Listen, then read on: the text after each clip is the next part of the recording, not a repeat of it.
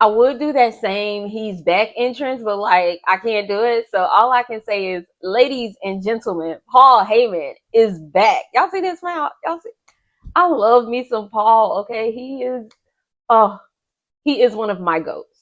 If I have to build a Mount Rushmore, I'm putting him on it. I don't care that he's not a wrestler. I'm putting him on it because that man has gave so much to the wrestling industry as a whole that not including Paul in the GOAT conversation is problematic. I don't care. I said what I said. Either way, Paul came back and he did not come alone. He came with the other Paul Heyman guy, CM Punk.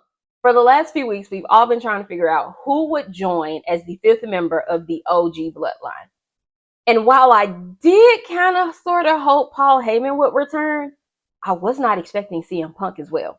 Rumors were running rampant the last couple of weeks that the third member could be anyone from Brock Lesnar to Zilla Fatu, and Seth Rollins' name was in the mix because of Bronson Reed, and Sammy even went to ask him. Now, me personally, I did not want Seth. I only wanted Seth to the extent of Roman needed a fifth member. Other than that, I didn't want Seth because I need that Roman and Seth feud. I need it badly. Like, I need that like I need air. And when I say I need it, like, I'm talking I need at least 3-4 matches. I need at least months worth of feuds, of promos. Like, I need it to be hostile, volatile. And I'm pretty sure I've done this rant on here before, but like, y'all, I need bad blood. Okay, I need this to be the feud of the century, the feud of the ages, if you will. So no, I didn't want it to just be swept under the rug for Seth and Roman to work together one more time. If anything, I hope that this starts us back on the road towards Roman and Seth being against each other again, because you couldn't even come help me when it's your fault. And I have a whole rant about Seth and Roman's history. Let me know if y'all want to hear it. Let me know, because it may include a recap of some of the Shield stuff or some of the Seth versus Roman stuff. Y'all just let me know. Y'all let me know what you want to hear, and I got it. Okay. For me, Brock Lesnar didn't really make sense. Yes, I understand that he is a Paul Heyman guy, and a Paul Heyman guy did show up to rescue the OTC. However, we have to also remember what was going on the very last time we saw Brock Lesnar in a ring with Roman and Paul. And it was that Paul was choosing Roman over Brock. So why on earth would Brock come back to help them? I don't see it, and I understand he's y'all's fave. Personally, I was never a fan of Brock until Cowboy Brock. I'm so sorry. I'm so sorry, and I'm still holding Kofi Mania against him. I am going to be against him. This is for life, okay? As far as Zilla Fatu is, he told y'all he wasn't coming. He has been saying, he has made it very clear the last few weeks that he was not showing up. That man has 3 titles from 3 different companies. And you think he's pulling up to WWE right now? That man is booked and busy, okay? I'm so sorry. While I can't wait to see Zilla in WWE, I did not want to see him with the OG Bloodline. I wanted him to come into his own first, similar to what Solo Sikoa did. Because while we knew Solo was a part of the Samoan dynasty, while we knew Solo was a Fatu, while we knew Solo was the younger brother to the Usos, he still got to make a name for himself and an identity for himself that wasn't just the Usos' brother. So I would like that same thing for Zilla, just because I just think he deserves the chance to stand out and shine on his own before we toss him in with these mega stars that are the Samoan dynasty. Now, back to current times in the actual fifth bloodline member.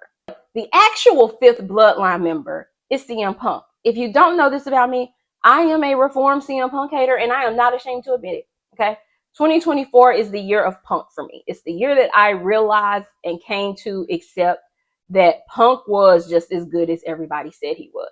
Yes, I noticed he was good in the ring. Yes, he could cut a damn good promo. I just was not a fan. And sometimes that happens. Sometimes people we just don't catch on quickly enough. And that was me with Punk. But this year, I don't know, something about him and Drew being able to sell a story while barely touching each other the whole time just kind of yanked me in.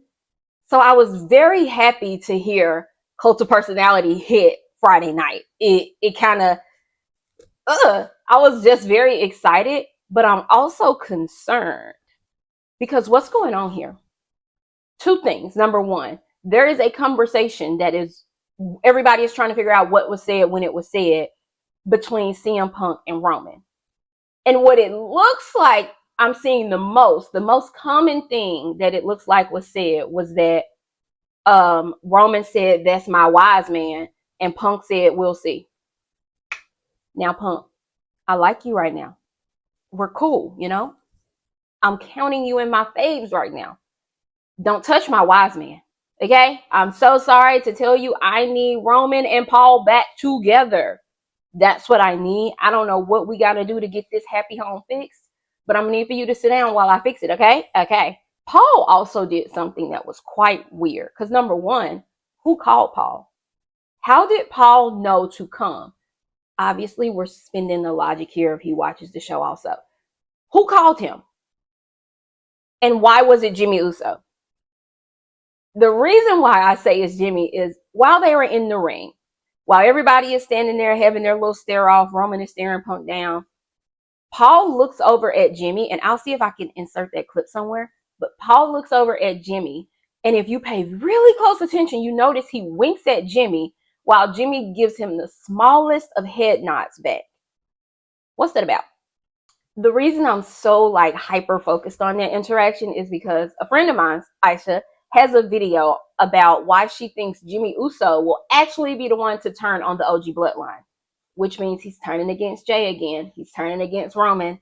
And I want that so badly because I don't think people put enough respect on Jimmy Uso's name. That man is an amazing wrestler. He's an amazing character. But for some reason, y'all only see that man as comedic relief. And I don't get it. It blows my mind how you don't see the greatness that is in front of you with Jimmy Uso. And if that's what it takes to get me a Jimmy Uso singles run, to get me Jimmy Uso character development, for me to see Jimmy Uso evolve in the same sense that Roman and Jay have over the last few years, I'll take it. I don't care. I love Jay down. Super kick. I love Roman down. Give him a steel chair, actually. That man in steel chairs. Roman ain't never seen a steel chair that he can actually beat. Okay? I'm going to need another steel chair. Every time somebody switches up on Roman, it's done with a steel chair. I need that steel chair. So, all in all, I'm really interested to see how this men's War Games match plays out. If it'll end with the OG Bloodline standing tall, which obviously that's who I'm riding with. Or if the Bloodline 2.0 will once again come out victorious. Because here's the thing. Yeah, y'all got CM Punk, but they got Solo, Jacob, and Bronson Reed all on one team still. What is your answer to that? And I also noticed that Roman and Paul did not have a single interaction at SmackDown. If you look at all the videos from that night, there's a picture of Paul and the Usos hugging Punk, but Roman kind of just left the ring. And let me tell y'all, as a Roman girl, he was pissing me off because just shake that man's hand and say thank you because you was ready to just cuz. Like, what you be thinking, dog? What do you be thinking? I just think that there's a lot that's going on within the OTC character. And I'm really ready to see how this character evolves and develops over the next few months. Because I don't think we'll get the tribal chief Roman again. He's getting knocked off his pedestal right now.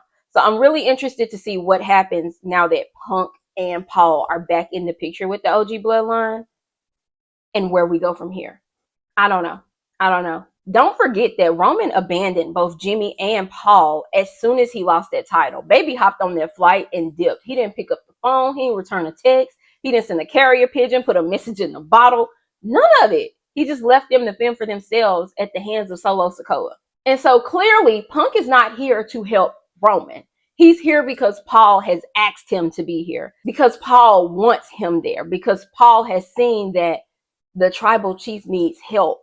And he brought him help in the form of CM Punk.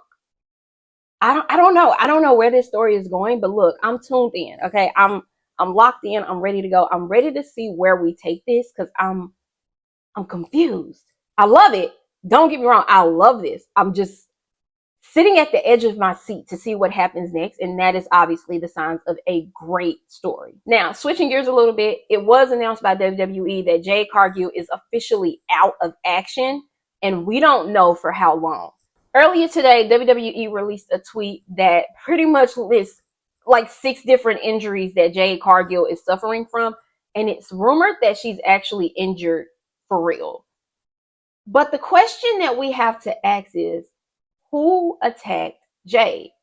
Now, I have 3 suspects that I will touch on, and then who I think may be replacing Jade in the War Games match. 1, Bayley. Bayley has wanted to be involved when it comes to Jade and Bianca because Naomi is there, and they refuse to allow her in. Like, you can't sit with us type. So did Bayley finally have enough and decide that she was going to take Jade out to take her place to force them to like her? Then there's Piper Niven. Piper was set to take on Jade and Michin in a qualifying match for the Women's US title. Did she finally have enough and just want to X out the competition? Because in Piper's mind, maybe she could take on Michin easily, but not Michin and Jade. I don't know. It makes a little sense. I don't know if that's right. And then my last one, the Metaphor Girls. Did Jakara and Lash attack Jade? And was it about the women's tag team titles or the War Games match or a US title match? Because now that Jade has to be replaced, they have to put somebody in. And that bracket used up every woman currently on the WWE roster. So I wouldn't be too surprised if now they realize, hey, we could get a spot in this match if we X her out. I don't know. But like I said, Bayley, Piper, Metaphor Girls are the 3 top suspects in my head because I don't know if I believe it was Liv and Raquel. But it does make sense that it could have been Liv and Raquel because they did just do something similar to Rhea Ripley and it didn't work. I don't know, y'all. What y'all think? Who do you think attacked Jade Cargill? And who's replacing her in War Games? Now, I'm quite pissed about that. I will not lie. Because as soon as it was announced that Rhea was joining the team, I got so excited to see Rhea, Jade, Bianca on one team. Don't get me wrong. I love Naomi and Io down.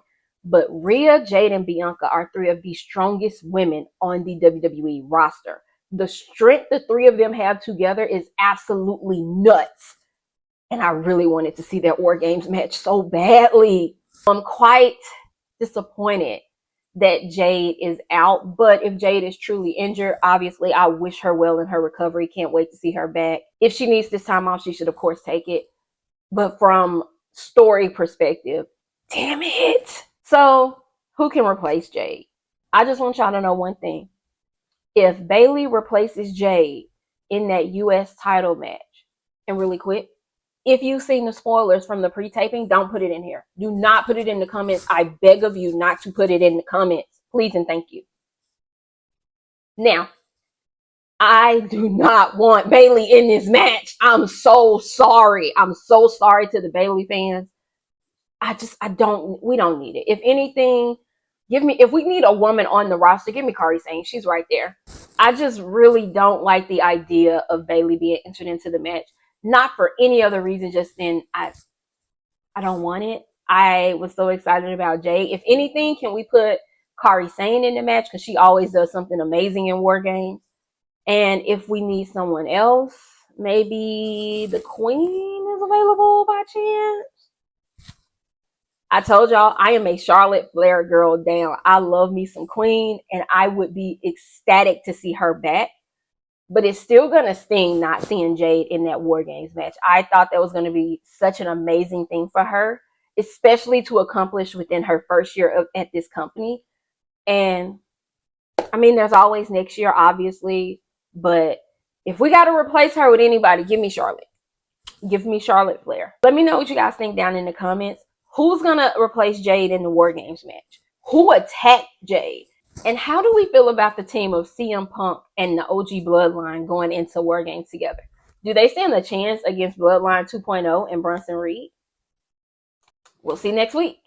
Bye, guys.